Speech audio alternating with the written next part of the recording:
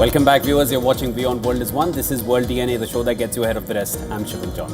And I'm Diksha Bisla, and coming up on the show today, Lebanon has faced one of the heaviest nights of bombardments. And this as the US brokered ceasefire remains in place. An intensive wave of Israeli strikes they've been carried out across southern and eastern Lebanon after Israeli Prime Minister Benjamin Netanyahu vowed to step up military action against Hezbollah. We're going to get you all the details on the show today. Stay tuned. Also bringing you updates from the US, a chemical tank has imploded at a packaging facility in the US state of Washington, killing several people and critically injuring others. Multiple patients suffered chemical burns and were transported to nearby hospitals, while authorities said the implosion posed no immediate threat to the surrounding community. We'll bring you the details on that. Let's start with the headlines first.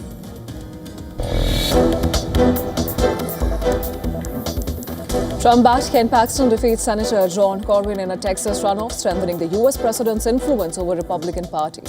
The result underscores his continued sway over GOP politics despite some internal opposition.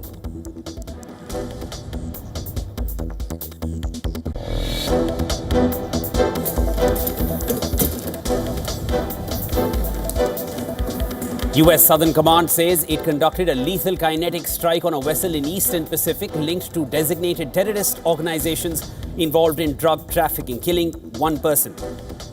US Coast Guard conducts search for 2 survivors.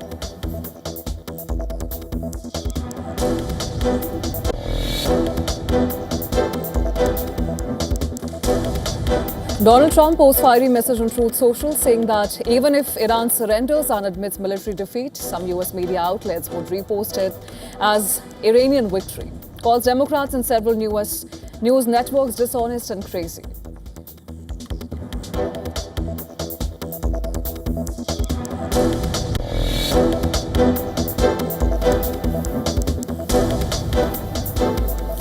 Israel carries out over 120 airstrikes in Lebanon, killing 31 people in the south, as Prime Minister Netanyahu says operations are being expanded.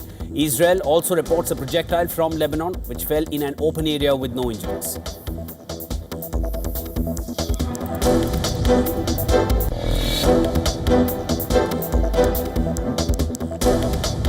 Israel Defense Forces say it carried out a strike in Gaza targeting Hamas military leader Mohammad Odeh, who was involved in October 7th attack. He pledged continued operations against those involved in the assault.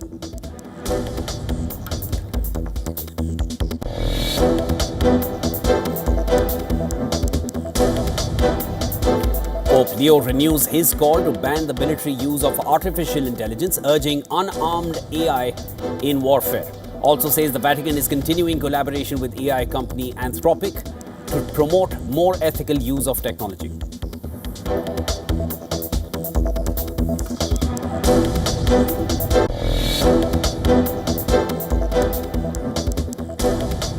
Donald Trump says his annual medical checkup at Walter Reed Military Hospital went perfectly amid growing scrutiny over the health of the nearly 80-year-old US president. White House later described him as having a perfect bill of health.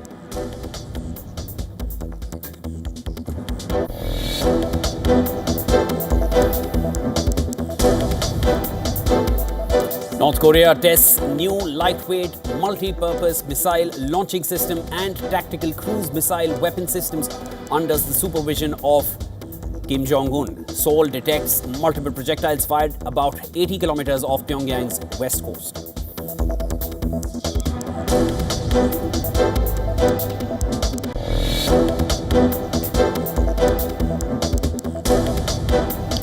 Gold prices edged higher as a weaker US dollar supported demand, while investors closely watch the ongoing US-Iran peace talks and the Federal Reserve's interest rate outlook.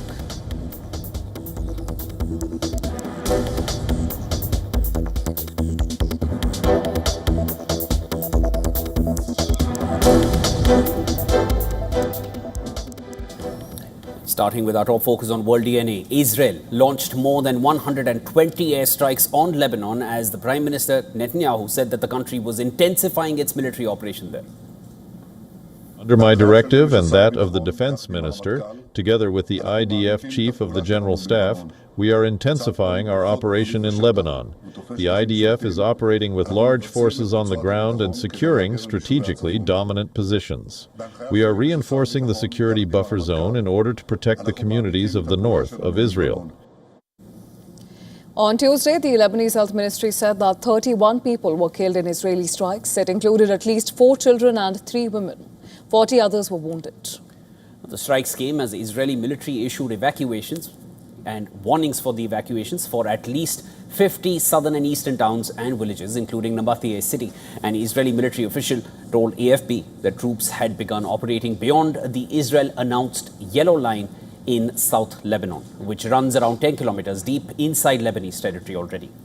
Now, as Israel's operation moves deeper into South Lebanon, Hezbollah said that its fighters confronted Israeli troops trying to advance into a town that overlooks Nabateh city. Hezbollah said in a statement that its fighters repelled an Israeli force that had moved towards Zotar al-Sharqiya after airstrikes and heavy artillery fire.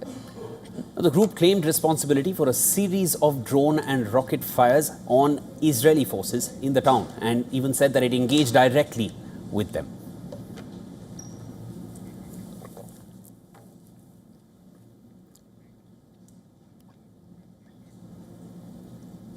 And Israel has said that its forces have eliminated Mohammad Odeh, the new commander of the military wing of Hamas and one of the architects of the October 7 massacre.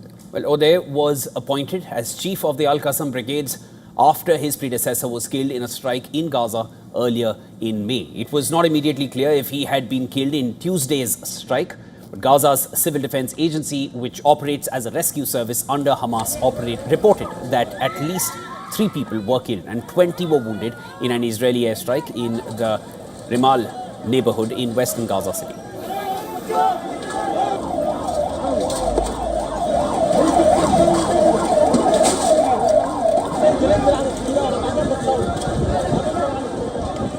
There was a sudden airstrike by Israeli warplanes. It was a surprise. They hit a rooftop apartment in a building with 3 missiles, and they weren't simple missiles, they were heavy ones.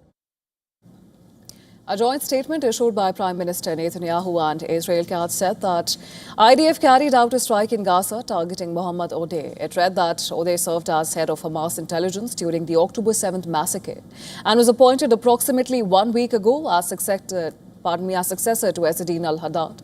The statement further said that Odeh was responsible for the murder, abduction and injury of numerous Israeli civilians and IDF soldiers. Meanwhile, 7 people were killed in another Israeli strike in eastern Al-Maghazi after the Israeli military said that its troops identified several armed terrorists, quote-unquote, operating in the area of what it calls the Yellow Line. The Al-Aqsa Hospital and a Palestinian security source confirmed the incident and the casualties. Now, according to a witness, a group of armed men entered the Al-Maghazi refugee camp and broke into a house on Tuesday morning. Residents in the area noticed them and confronted them with stones and sticks, at which point an Israeli drone then fired a missile at the residents, killing 5 people. Unfortunately, a missile struck my relatives, and 2 of them, Youssef and Fadi al-Maghari, were martyred. May God have mercy on them. Jihad and Maisara were seriously injured, and an unidentified young man was also martyred. And Israel also carried out a military raid inside the Jenin refugee camp in the northern West Bank. The Israeli military said that its troops shot dead a man who had thrown stones at soldiers inside the camp. The Ramallah-based health ministry confirmed that a citizen was killed by Israeli fire in the Jenin camp. Now, in the aftermath of the October 7th assault, Netanyahu pledged to target and eliminate the masterminds behind the attacks. According to the Gaza Health Ministry, Israel's retaliatory response in Gaza has killed at least 72,803 people. Well, on the other hand, French Prime Minister Sébastien Lecornu has said that he is considering taking legal action over Israel's and what he calls atrocious actions regarding Gaza flotilla activists. Speaking during a debate session at the French National Assembly, Lecornu said that he is considering taking the matter to the French courts following the release of a video showing the alleged mistreatment of the flotilla activists, which sparked an international outcry. We've all seen the images, and beyond the images themselves, the utterly despicable and shocking acts that warrant nothing less than unequivocal condemnation. And so I state this clearly on behalf of the government of the Republic. We condemn them without reservation, for they are shocking from a humanitarian standpoint, and they are shocking in light of international law. The minister will be meeting with the various lawyers involved, and since these are French citizens, we do not rule out referring the entire matter, as seen in the video, to our own courts. US President Donald Trump has shifted a rare cabinet meeting planned for Wednesday at his Camp David retreat to the White House because of bad weather. Well, the meeting at the secluded lodge in the Maryland Hills, which Trump has often visited, he has only visited once in his second term, was expected to focus on talks to end the war with Iran. The meeting comes as tensions escalate in West Asia. Now, Iran has accused the United States of violating an already fragile ceasefire and warns it is ready to retaliate after the US hit Iranian targets in what it described as self-defense strikes. Describing the US action as a gross violation of the ceasefire, Iranian Foreign Ministry says that the country will not leave any evil unanswered as the statement pointed to the strikes in southern Iran. Iran did not immediately confirm the reported strikes, but the country's state media reported that explosions were heard in Bandar Abbas city near the Strait of Hormuz. Iran's Mehr news agency said that the situation in the city was under control and that there was no cause for concern. The overnight US strikes targeted Iranian missile sites and mine-laying boats in the south of Iran. The renewed US strikes come at a time when Washington and Tehran struggle to reach a potential peace agreement. Now, as the security situation continues to evolve, Iran's supreme leader, Ayatollah Mojtaba Khamenei, says that the US is losing influence in West Asia, and he has warned the countries in the region to not host US bases. Well, in a written statement, Iran's supreme leader said, and I'm quoting him here, "The hands of time will not turn backwards, and the nations and lands of the region will no longer serve as shields for American bases." The statement added that Washington will no longer have any safe point in the region for aggression or establishment of military bases. Meanwhile, Iranian President Masoud Pezeshkian has hailed the Iranian military's response against US strikes. Listen to this. They did not imagine that our armed forces, our defensive power and our offensive system could perform such feats. It was a completely surprising matter for all of them. Now, China has also urged both sides to respect the ongoing truce and resolve the dispute peacefully. We urge the parties concerned to fulfill their ceasefire commitments, resolve disputes through peaceful means, continue to work toward a solution that takes into account the legitimate concerns of all parties through dialogue and negotiation, and promote the early restoration of peace in the Middle East and Gulf region. And reacting to the US military strikes on Iran, US Secretary of State Marco Rubio said that the Strait of Hormuz must remain open. He even asserted that the US would ensure its reopening one way or another. Rubio also expressed optimism about reaching an agreement with Iran. And it's going to take a couple days to settle on, even down to the disagreements over a word, sentence. So we'll have to work through that. If there's going to be a deal, we're going to have to work through that. But this is, it's either going to be a good deal or there isn't going to be one. Now, as peace deal talks remain underway, Trump has demanded a resolution to the issue of enriched uranium inside Iran, which has been a key sticking point. Now, Trump on his Truth Social network said that he expected Iran to hand over its enriched uranium to the United States to be destroyed or have it destroyed in Iran with an international witness.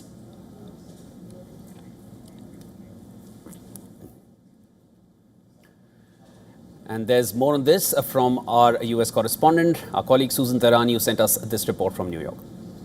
President Trump will now hold Wednesday's cabinet meeting at the White House instead of Camp David after citing possible bad weather conditions. His entire cabinet is expected to be there, including outgoing DNI Tulsi Gabbard.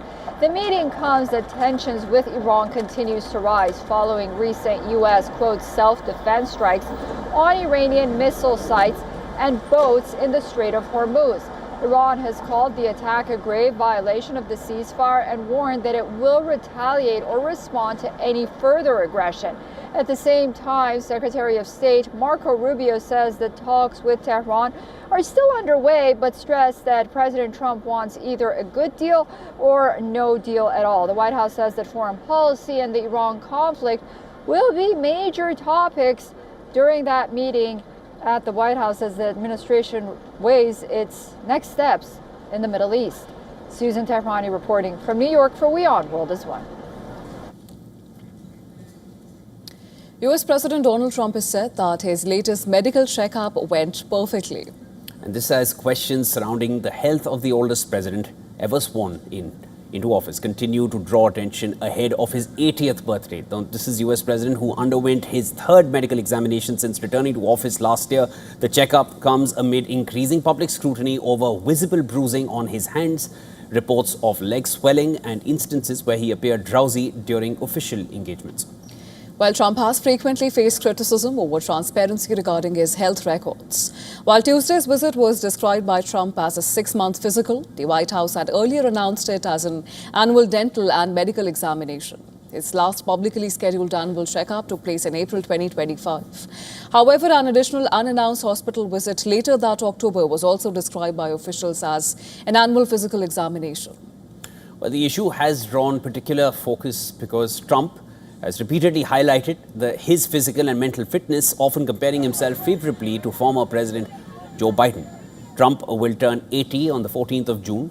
Trump has also repeatedly spoken about successfully completing cognitive tests, saying he has aced them and claims previous presidents did not take similar assessments. Now, last summer, the White House disclosed that Trump had been diagnosed with chronic venous insufficiency after being evaluated for swelling in his legs. The announcement followed several public appearances in which Trump's ankles appeared visibly swollen. He has also frequently been seen with bruising on his right hand, often concealed with makeup, along with a rash which is visible on his neck. Well, the White House has attributed the bruising on his hand to aspirin use as part of a standard cardiovascular treatment regimen. Trump has also denied allegations that he was falling asleep during official events after being seen with his eyes closed for extended moments. Questions surrounding the age and health of US presidents have become a major political issue in recent years. During the 2024 presidential race, Joe Biden ended his re-election campaign at the age of 81 after a widely criticized debate performance against Donald Trump. Meanwhile, preparations are underway at the White House for a highly unusual event tied to Trump's upcoming birthday celebrations. Construction crews have begun building a large UFC cage fighting arena on the south lawn of the White House ahead of a major Ultimate Fighting Championship, that's UFC event, scheduled for the 14th of June. Large cranes were already seen installing massive metal structures for the event, which Trump has promoted as part of the United States' 250th anniversary celebrations. According to Trump, around 4,500 people will be able to attend the event on the White House grounds, while tens of thousands more are expected to watch from giant screens outside the complex.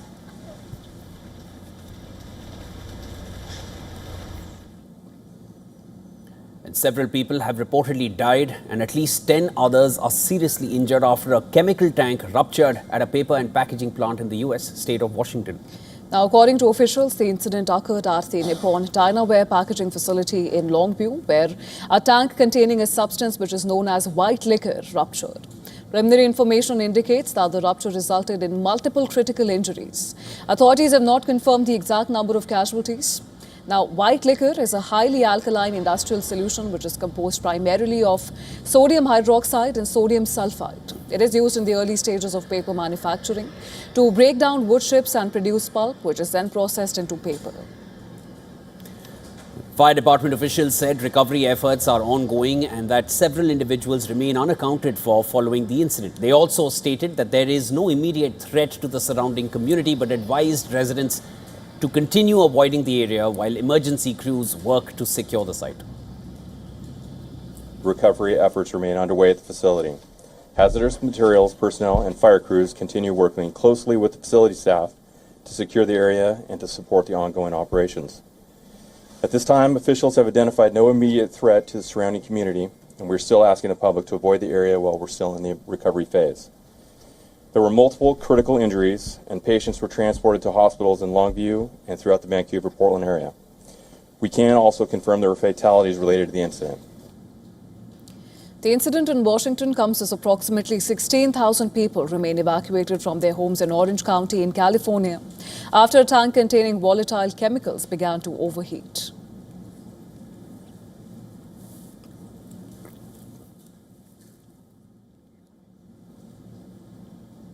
All right, and moving on, Europe is facing an extraordinary early season heat wave.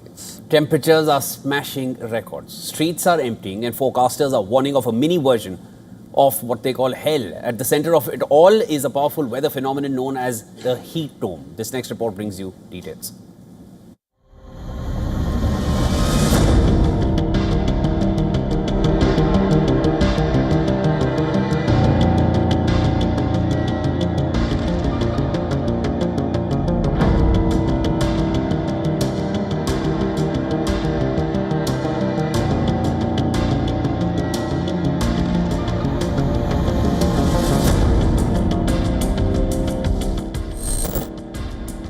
Hot weather has already hit Europe, the start of a heat wave.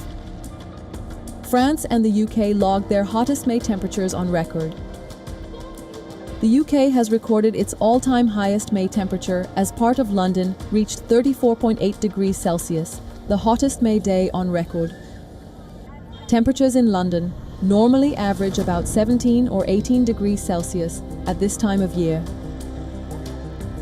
Temperatures in Spain were expected to peak later this week at 38 degrees Celsius. Restrictions on outdoor work were imposed in parts of Italy. Beaches in southwest France filled earlier than usual. Scientists say human-driven climate change is amplifying such extremes, with Europe warming faster than the global average.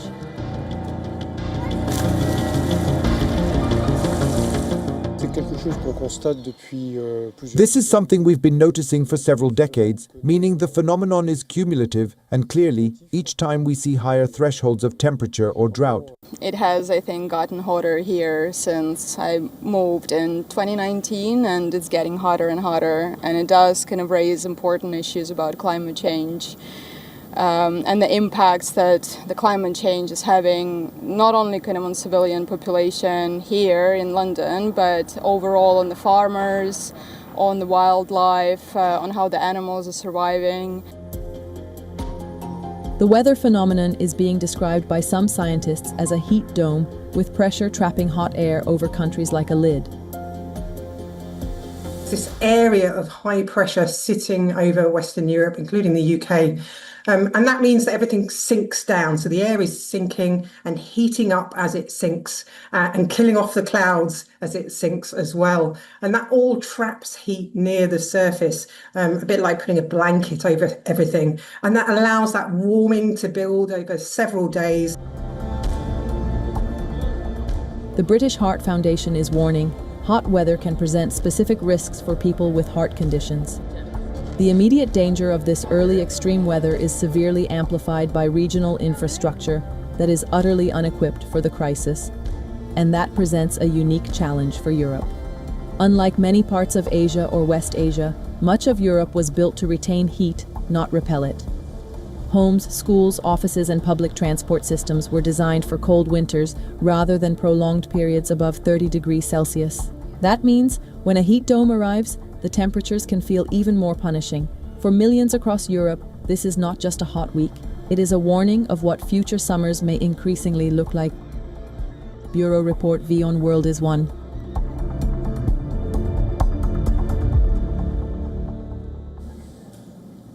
And before we slip into a very short break, here's a quick look at the images drawing our attention around the world. Be right back. You're watching WION World is One.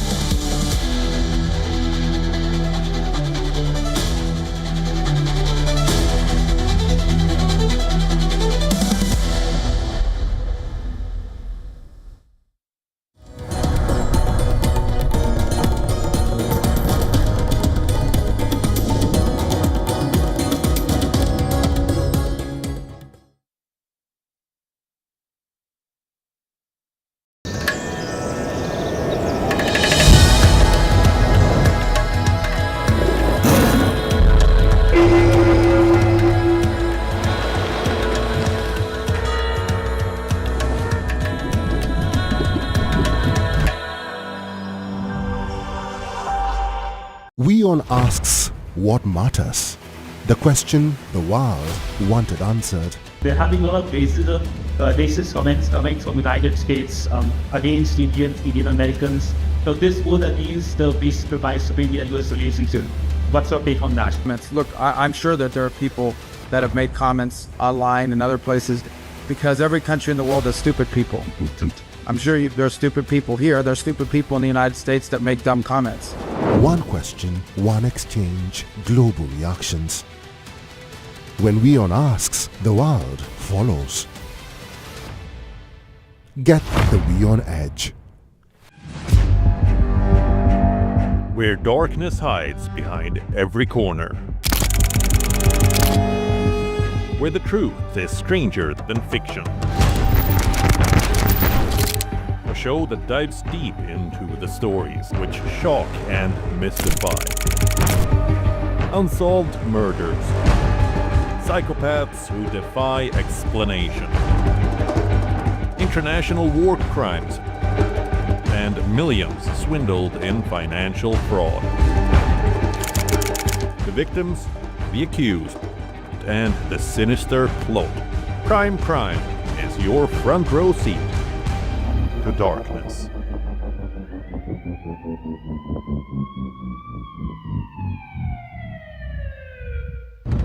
In West Asia, every move shifts the world's balance.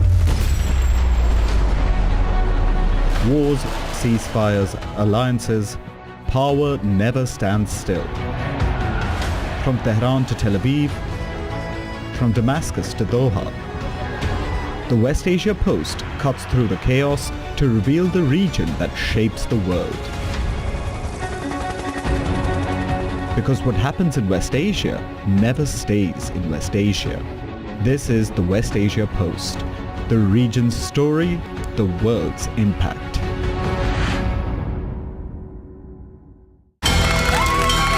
From the bustling trading floors of Wall Street to the vibrant exchanges of Asian stock markets, WION breaks it down for you to make sense of what's happening. As we reveal the key factors behind events, strategic battles, and the game-changing business decisions that shape the world. We bring you all of this and more on World Business Watch. In-depth coverage of global issues broken down into facts, figures, and simple words.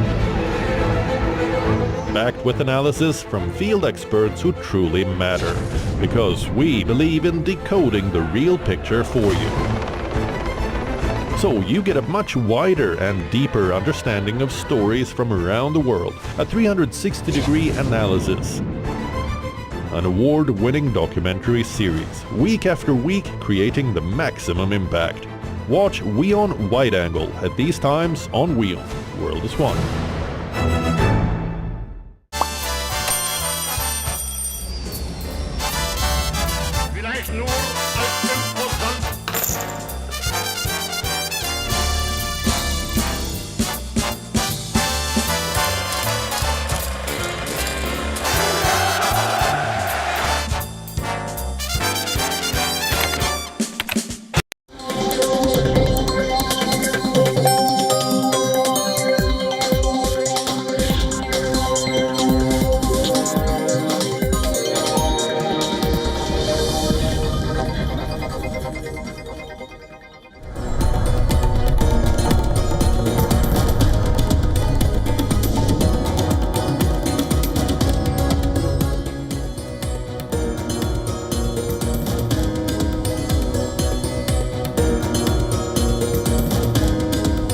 Welcome back, viewers. You're watching World DNA with Deeksha. I'm Shivan. Lots more to discuss. Let's start with the headlines.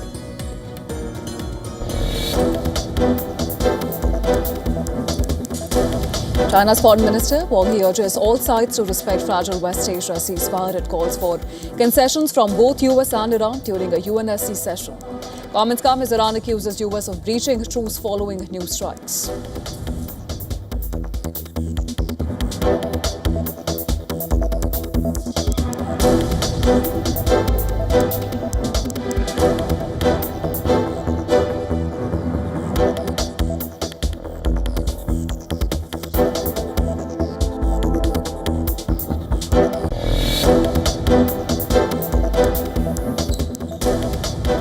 Republican Senator Lindsey Graham questions Pakistan's neutrality in US-Iran diplomatic efforts, calling its role as a potential mediator joining the Abraham Accords.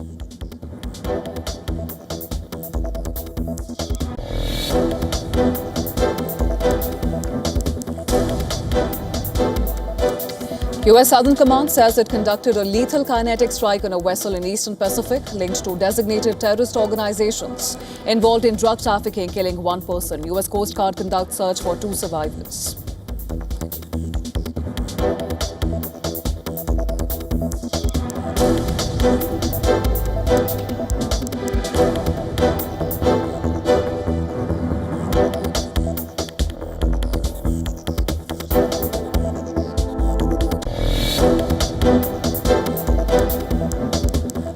Trump-backed Ken Paxton defeats Senator John Cornyn in a Texas runoff, strengthening the US president's influence over the Republican Party. Result underscores his continued sway over the GOP politics, despite some internal opposition.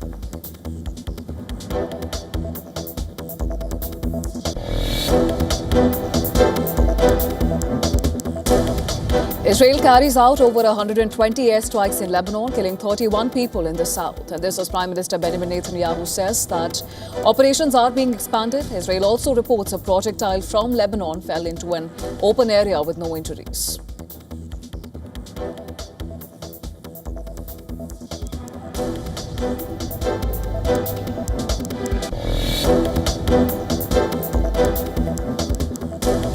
IDF says it carried out a strike in Gaza targeting Hamas military leader Mohammed Odeh, who was involved in the October 7th attacks, pledges continued operations against those involved in the assault.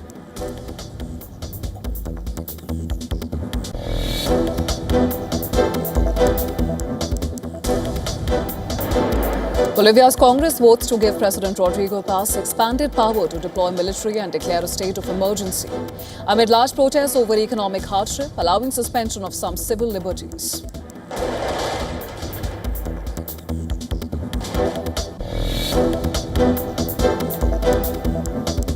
Gold prices edged higher as a weaker US dollar supported demand, while investors closely watched ongoing US-Iran peace talks and the Federal Reserve's interest rate outlook.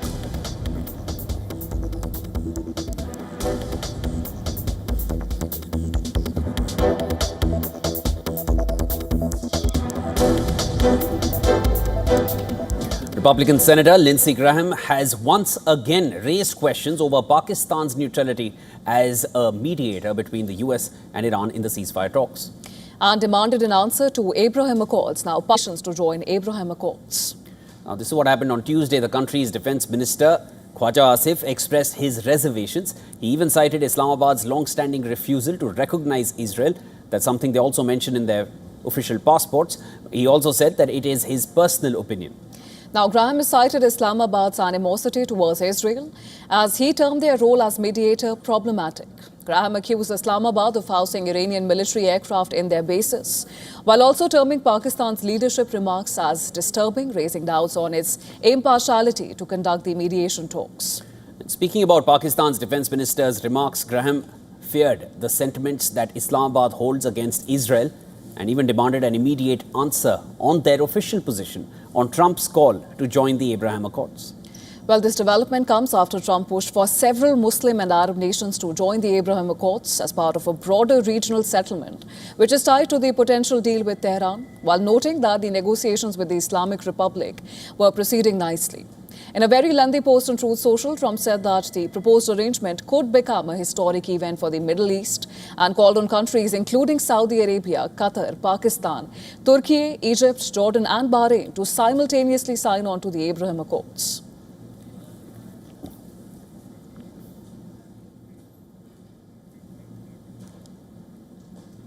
And a curious case of a class 12 student from Delhi has sparked a national conversation about digital exam evaluation. Social media trolling and how quickly the internet can turn against someone who simply asks a question. This is the story of Vedant Srivastav and began after CBSE declared class 12th results on the 13th of May. Vedant, who was satisfied with his scores in other subjects, felt his physics marks did not match his performance. In the exam, And so, like many students, and as they do every year, he applied for scanned copies of his answer sheets on the 19th of May. When the copies arrived on the 23rd of May, he noticed something shocking. The physics answer sheet linked to his roll number did not appear to be his at all. Well, Vedant claimed that the handwriting was different, the answers were different, and even the overall presentation of the paper, it did not match his writing style. To prove his point, he posted side-by-side screenshots of his English and computer science answer sheets on social media. Very quickly, his post went viral. It crossed more than 3.2 million views on X and turned into a bigger debate about possible errors in CBSE's new digital evaluation system. Now, instead of receiving support, the teenager found himself at the center of online trolling. Social media users targeted him, questioned his claims, and some even labeled him a Pakistani simply for raising concerns about the board's system. Well, the incident also connected with a larger concern among many Class 12 students who have been discussing possible issues in the on-screen marking process introduced by CBSE. As the controversy grew, Vedant's brother, Siddhant Srivastava, publicly defended him. He said the answer sheet had clearly been exchanged with someone else's and urged people to stop attacking the student online. And eventually, Vedant was proven right. CBSE acknowledged that a technical issue had resulted in an incorrect scanned copy being uploaded against his roll number. The board later reached out to the family and sent a corrected mark sheet. After days of online attacks, the family celebrated the board's admission in the simplest way possible with Rajma Chawal. But the story has also left behind bigger questions. How reliable is digital evaluation? How quickly do social media trials target young students? All right, let's move further. Let's look at other stories from India that are making headlines. A fast-track court in Guwahati has framed charges against 7 people, including 4 for murder in connection with the death of Assamese singer Zubeen Garg. And this comes 2 months after a court in Singapore found the 52-year-old died of accidental drowning with no foul play. The charges framed by the court include provisions related to common intention and participation in a crime by multiple persons, criminal conspiracy, murder, culpable homicide not amounting to murder, extortion, cheating, criminal breach of trust and destruction of evidence. The development paves the way for a full-fledged trial now.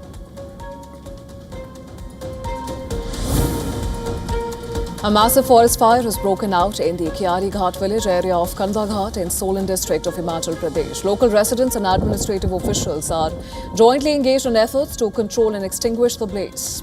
Earlier this month, in a separate incident, a fire erupted at a shop in Chota Shimla near the Himachal Pradesh Secretariat, causing extensive damage to property.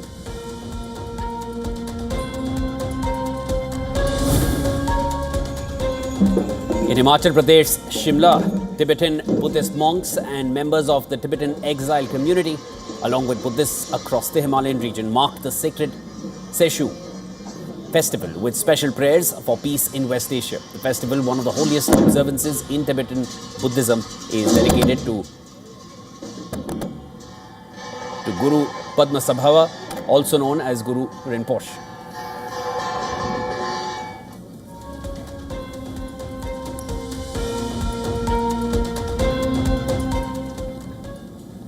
All right, moving on, South Korea has unveiled a roadmap to launch its first nuclear-powered submarine. Well, the launch, according to officials, will take place under a new program aimed at countering North Korea's repeated submarine-launched nuclear and missile threats in the region. The plan calls for the first vessel to be launched in the mid-20s powered submarines in a move that could reshape Asia's security landscape and escalate an underwater arms race.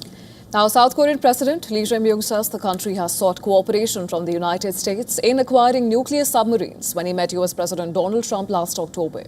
Trump indicated support for the program. Listen to this.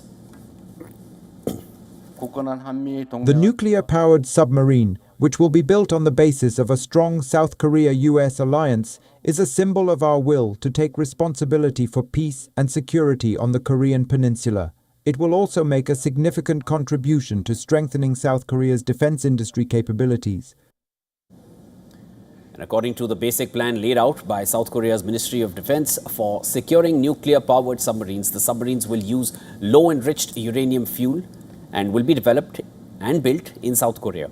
The submarines will be powered by low-enriched uranium, but South Korea is banned from possessing enriched uranium for military purposes under a US-South Korea agreement for civil nuclear cooperation. South Korea's defense ministry says that it will work closely with the US to secure the fuel. According to the ministry, and nuclear propulsion would give the new submarines the ability to stay underwater far longer and ensure greater mobility than existing South Korean submarines. US Vice President J.D. Vance has praised Pope Leo's manifesto, warning of the risks of artificial intelligence. Now, he called it profound and a necessary act of moral leadership in disruptive AI age. In his first major policy document as Pope, Leo did not speak about AI as a distant future threat. He spoke about it as a present-day global crisis. The first American Pope warned that AI systems are already spreading misinformation. They are deepening conflicts, threatening jobs, and creating dangerous new forms of warfare. He urged restraint that doesn't stop progress, but rather functions as the exercise of responsible care for the human family.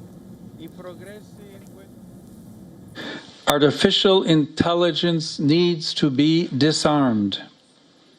The word is strong, I know, but deliberately chosen because this moment needs words capable of attracting attention, awakening consciences, and indicating paths forward for humanity.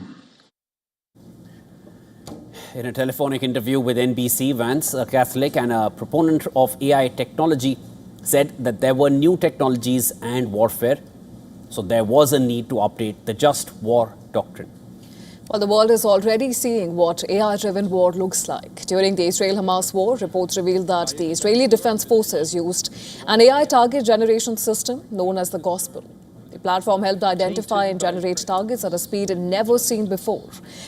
Well, Pope Leo released the encyclical alongside Christopher Olah, who is one of the co-founders of Anthropic. His involvement has been seen as a potential flashpoint between the Vatican and President Trump, whose administration ordered all agencies to stop using Anthropic after the company refused US military unrestricted access to its technology.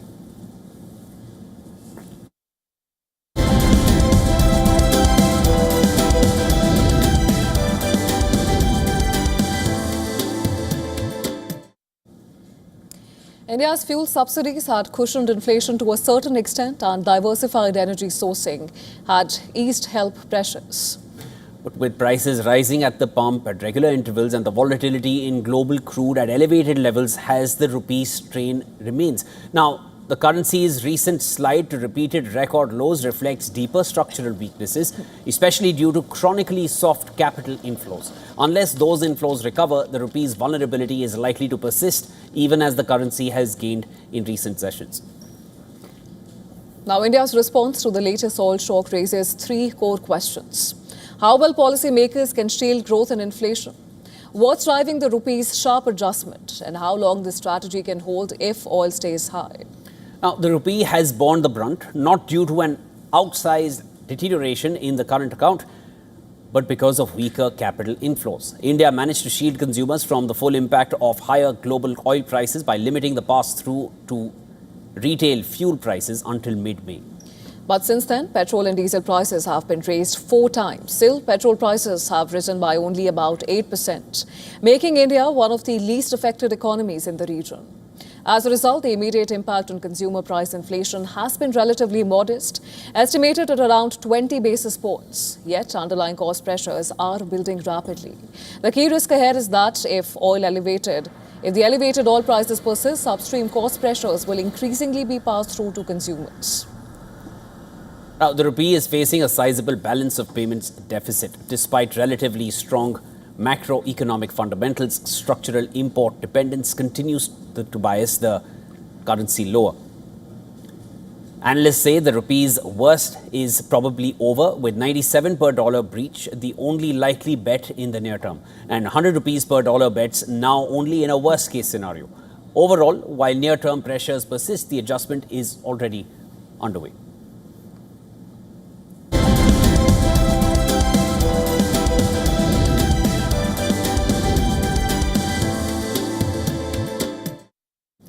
South Africa's government has appointed an independent panel of experts to review its draft national policy on artificial intelligence. AI-generated references. South Africa's Communication Minister, Solly Malatsi, briefed a parliamentary committee on the controversy after the original draft policy was withdrawn following a report by a local news outlet. The policy had been released in April for public comment and aimed to position South Africa as a continental leader in artificial intelligence while addressing ethical and economic risks. But the document came under scrutiny after several references were found to be fictitious, with some suspected to have been generated using AI tools. Now, Malatsi said that internal review processes failed to identify the problems before publication and described the incident as a massive oversight. Well, he has said that the document was intended as an initial framework to invite public input and claimed much of its core policy content had not been seriously challenged. Now, the government has appointed a 7-member independent panel to review the entire document. The panel will recommend revisions, remove flawed material and replace inaccurate citations before a revised version is sent to Cabinet for approval, which is expected by November 2026. Officials say that the updated policy is now expected to be released for public comment in January next year. The controversy has also led to disciplinary action. 2 officials have been placed on precautionary suspension pending an investigation into the incident.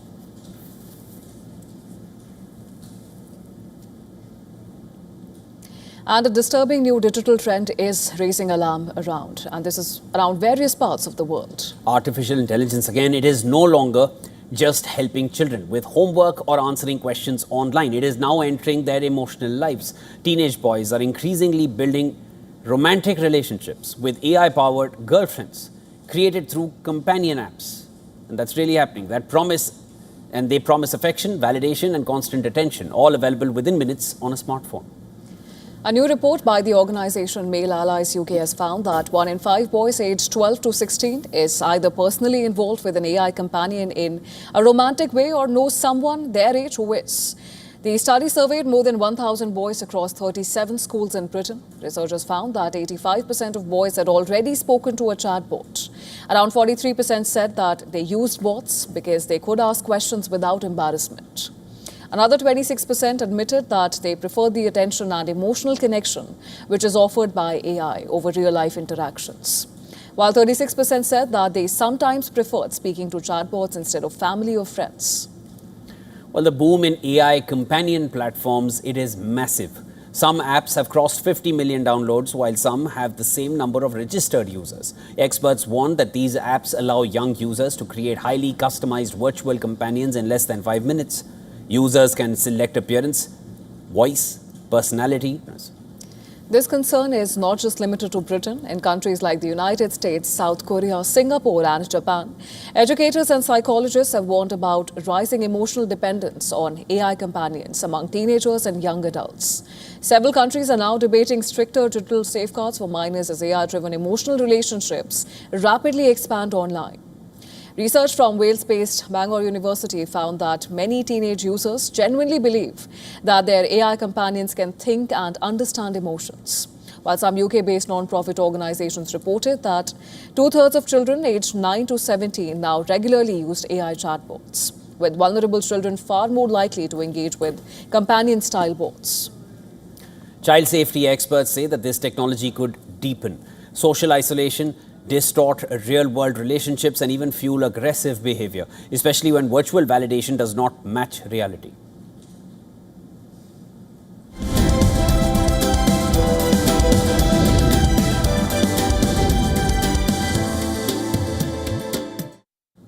And a war of words has erupted between 2 Manchester United captains. Current skipper Bruno Fernandes has accused former captain Roy Keane of lying about the Portuguese playmaker's pursuit of the Premier League assist record, and Bruno Fernandes has clinched the outright record for assists in a Premier League season by taking his tally to 21 in Sunday's 3-0 win at Brighton. In the previous week, when Fernandes had equalled Kevin De Bruyne and Thierry Henry's tally. Well, Keane had said that the United captain was putting individual records over the team's interests. Speaking on Sky Sports Overlap podcast, Keane, who now works as an analyst, said, and I quote here, after the game, Fernandes got interviewed and he said a few times, I probably should have shot, but I made them passes. How can your mindset of a footballer be going into a match to be about an individual record?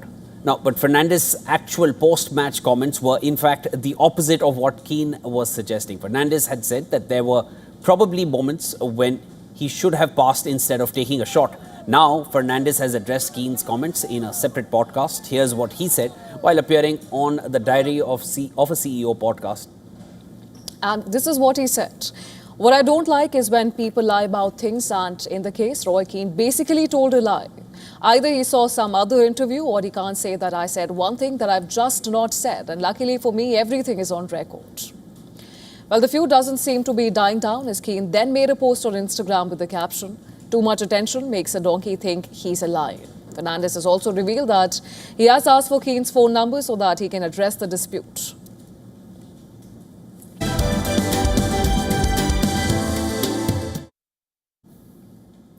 And the controversy around K-pop, K-drama titled Perfect Frown is growing bigger, with a public petition demanding the show to be off air and removed from streaming platforms. And this is gaining huge support in South Korea. A petition titled Request to Suspend Broadcast and Remove Content over Historical Distortion Controversy. It was uploaded on South Korea's National Assembly Petition Board, and within just 2 days, it saw a massive response from the public. The petition had already crossed 67% of the required support, collecting more than 33,000 signatures. The rapid rise in signatures quickly became a major talking point online, with netizens actively urging others to join the campaign. The backlash centers around allegations that Perfect Crown presents a distorted version of Korean history, something many viewers say they find deeply problematic. Even though the drama is set in a fictional world, critics argue that several scenes and storylines closely resemble sensitive moments from South Korea's real historical past. Sparking strong reactions from audiences, the petitioner has called for strict action against the series, demanding that the drama not only be pulled from television broadcasts, but also removed entirely from VOD and OTT platforms. The demand covers every form of distribution linked to the show. The petition also cites Article 5 of South Korea's Broadcasting Act, which states that broadcast content should help strengthen national identity and encourage healthy public values. According to the petitioner, the drama fails to meet those standards because of the ongoing controversy surrounding its historical depiction. Online criticism against the drama continues to grow. If the petition reaches the required number of signatures, the matter could move into an official legislative review process where authorities will decide whether further action should be taken against the series.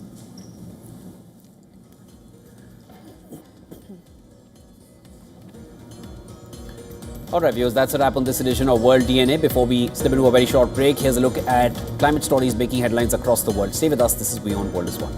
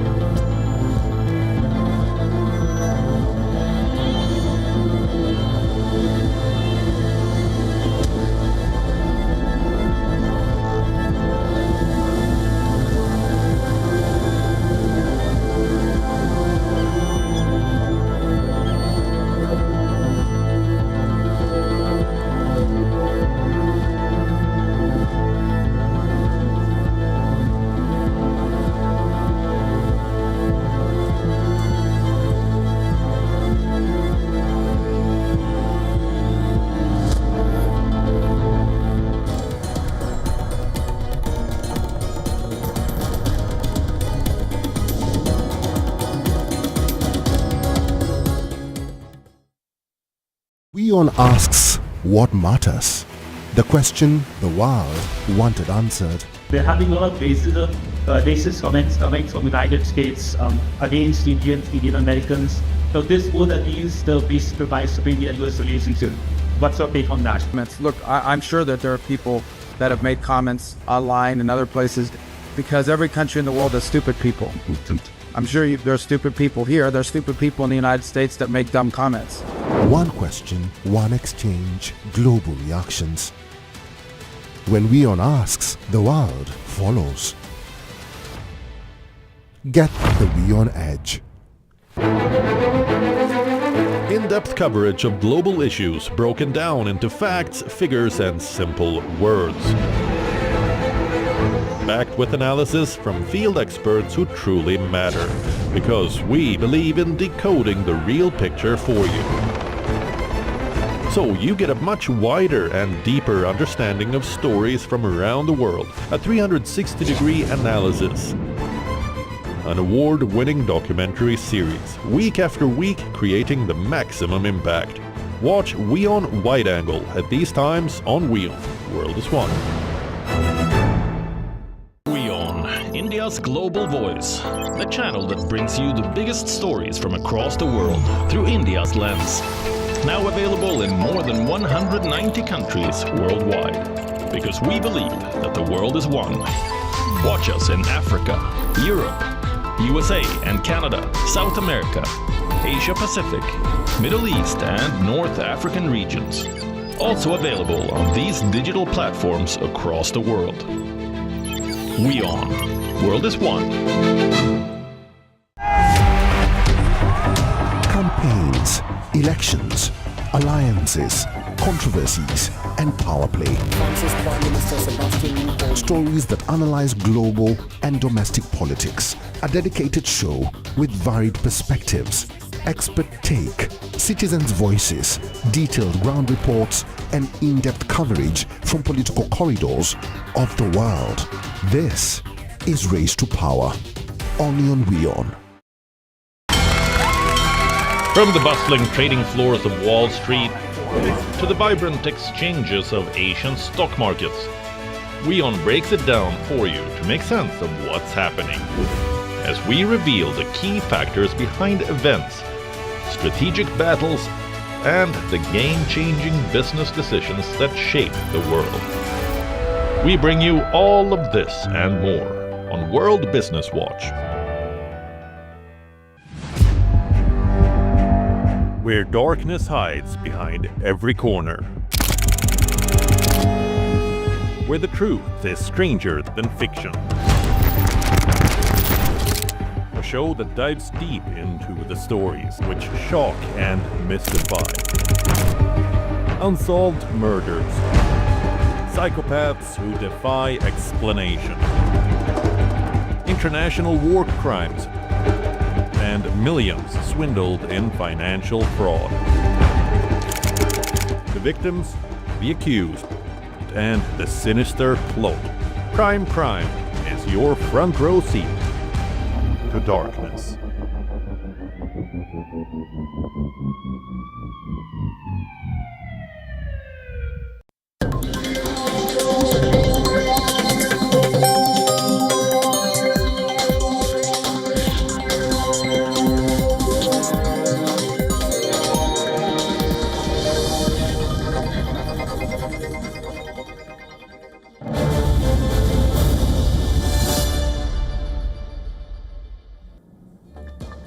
Thanks for staying with us. You're watching WION World is One. I'm Adya Juneja and this is Speed News. Let's start with all the stories making headlines today.